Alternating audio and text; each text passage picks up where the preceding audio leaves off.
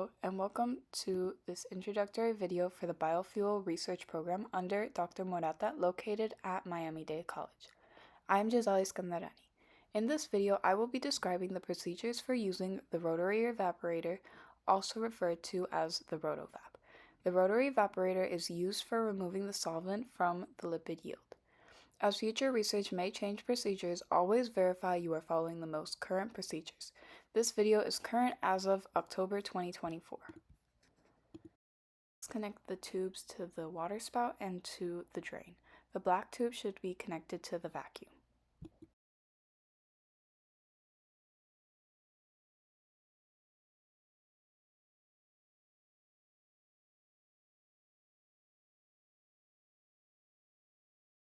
Next, fill the water bath with water from the sink up to the line.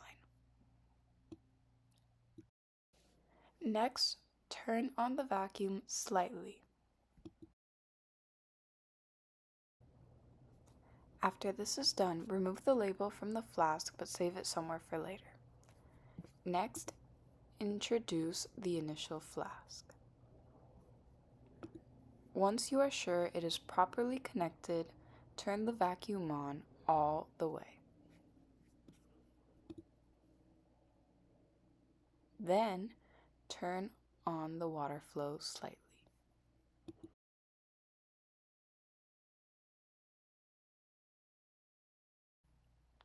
Once this is done, you should be able to see the water flowing through the glass.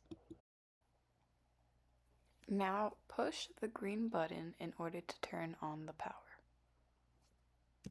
Now turn the black and green knob that is on the bottom of the machine, it is not visible in the video, until the temperature is set at 65 degrees.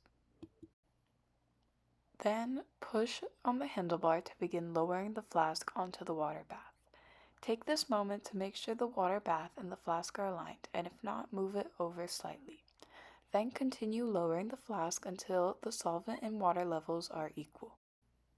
Once the levels are equal, turn the knob at the top and set the RPM at 95. Keep the rotary evaporator running until there has been no water dripping from the condenser into the receiving flask for at least a minute. Once you are sure that no water has been dripping for at least a minute, lift the flask up and power off the machine, then let it sit for 10 minutes. After letting everything cool off for 10 minutes, turn off the vacuum and remove the initial flask.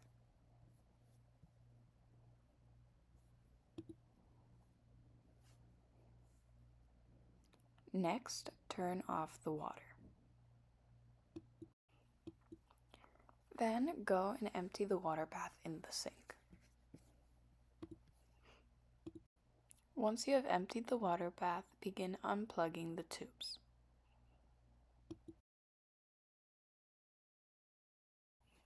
Return the water bath to its original location and remove the receiving flask from the condenser. Then dispose of the solvent using the proper disposal measures for whichever solvent you have used. Now you would weigh the mass of the flask along with the weight of the lipids. When you're weighing it, keep in mind to zero the flask supporter in order to get the most accurate calculation. You should then use this formula to find the percentage lipid yield.